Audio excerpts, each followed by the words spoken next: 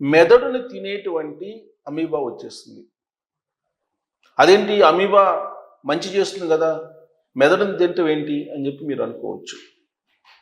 అందుకే ఇప్పుడు సైన్సే చెప్తుంది, అమీబాలో ఉండేటువంటి ఒక రకమైనటువంటి నగ్లేరియా ఫౌలేరి అనేటువంటిది మెదడుని తినేస్తుంది. ఇది ప్రపంచానికే ఒక పెద్ద ముప్పుగా మారబోతుంది అని చెప్పి చెప్తూ ఉన్నారు. ఎవరు చెప్పారు? ప్రఖ్యాతమైనటువంటి బయోకాంటమినెంట్ అనేటువంటి జర్నల్లో ఇది రాశారు. బయోకాంటమినెంట్ అనేటువంటి జర్నల్లో దీన్ని రాశారు.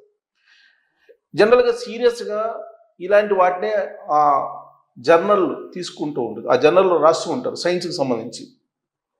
ఇప్పుడు ప్రపంచానికే ముప్పు ఉంది అని చెప్పి చెప్తున్నారు. దేని కారణంగా నగ్లేరియా ఫౌలేరి, ఇది అమీబాలో ఒక రకం.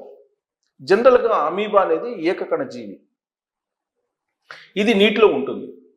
నీటిలో ఉండేటువంటి బ్యాక్టీరియాని తిని బతుకుతూ ఉంటుంది. ఇది వాస్తవంగా అది మంచి చేస్తుంది. కానీ ప్రకృతికి విరుద్ధంగా మానవాళి ఏం చేస్తుందంటే నీటి శుద్ధిని కానీ, నీటి సరఫరాని కానీ, నీటి నిర్వహణ కానీ సరిగ్గా చేయలేకపోతుంది. ఆ కారణం చేత అమీబా రూపాంతరం చెంది నగ్లేరియా ఫౌలేరి కింద మారి మెదడును తినేసేటువంటి పెద్ద ముప్పు పొంచి ఉంది అని చెప్పి ఈ ఆర్టికల్లో చెప్తూ ఉన్నారు.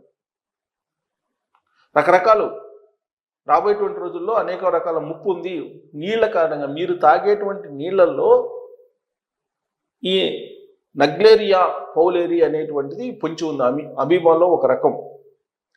ఇది తడి నేల, మంచినీళ్ళు, మానవ నిర్మిత నీటి వ్యవస్థ